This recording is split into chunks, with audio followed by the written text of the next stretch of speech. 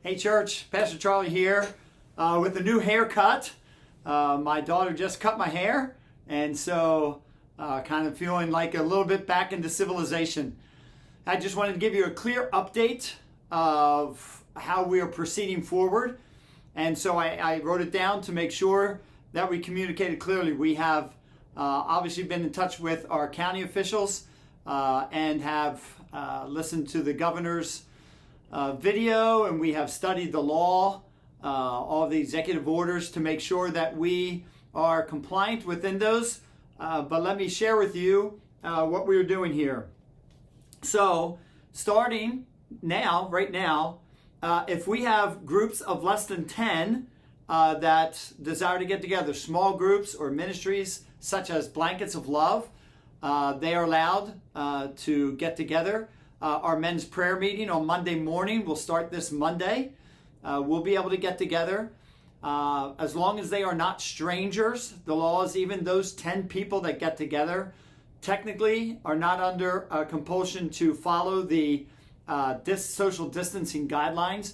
So you're able to sit together or make blankets together, closer than 6 feet.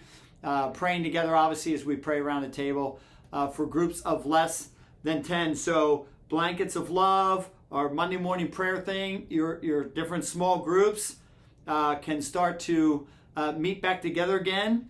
On May 18th, that is expanded to 30. So for example, our staff meetings here on Tuesdays, we will all be able to meet as a staff.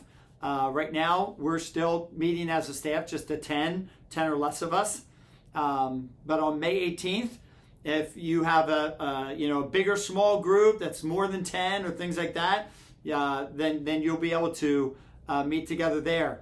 As far as some specifics, like the men's discipleship group on Wednesday morning, we begin on June the 3rd.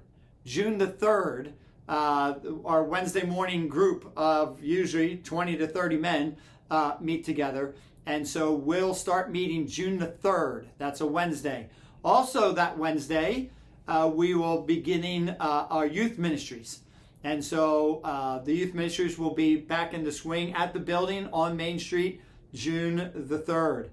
As far as getting together as a church, that's a little different because we're larger. We will have our first church service on June 21st. In the meantime, we will keep streaming. We make DVDs of those that we take to the home. If you would like a copy of a DVD, we can send one to you or deliver one to you.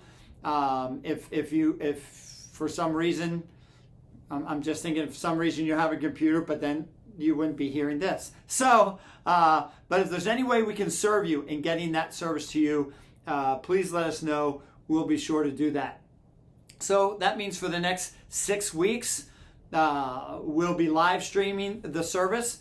I'll be sharing the message 2 times. Jason will be sharing the message 2 times, and Pastor Care will be sharing the message twice.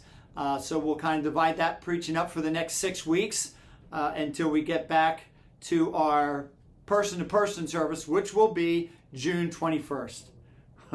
What a great day that will be. It'll just be exciting to see. Obviously, we'll have precautions. We've just ordered, a bunch of hand sanitizer to set up stations, and hopefully we'll have even someone at the greeting you at the door, squirting it for you if you don't want to squirt it yourself. And like I said, doors propped open, things like that. And I just want you to feel comfortable. I want us to come and soak in the goodness of God, how He's made us to be a family. Some other details: Rock the Ridge, still on.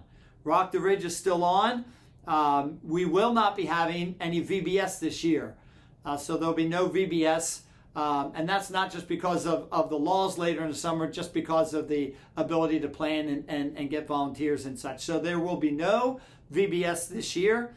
Now our youth camps are still on. They're not till the end of July. So for now, our youth camps are still on. And so I think that's all the details. Let me finish by saying this. First of all, you have been spectacular in your faithfulness, in your encouraging one another, in your loving one another, serving, even our giving.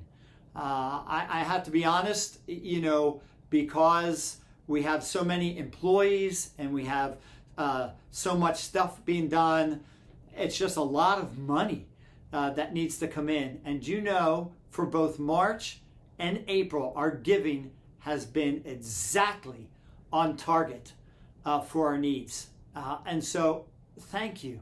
Thank you for being so committed to Christ and His church in the area of giving. And just encourage you just to keep on doing that, in not just in church, but in your personal life as well. In the book of John, chapter 13, I just shared this with the staff. I just wanted to end with you. It's a very personal chapter, 12 and 13. It's the Last Supper. It's the last time he's getting together his disciples. But there's this great quote John says. The beloved John, right? The beloved one. He says this. He's talking about Jesus. He says, having loved his own, he loved them to the end. Right? Having loved his own. All these years together, we have loved one another.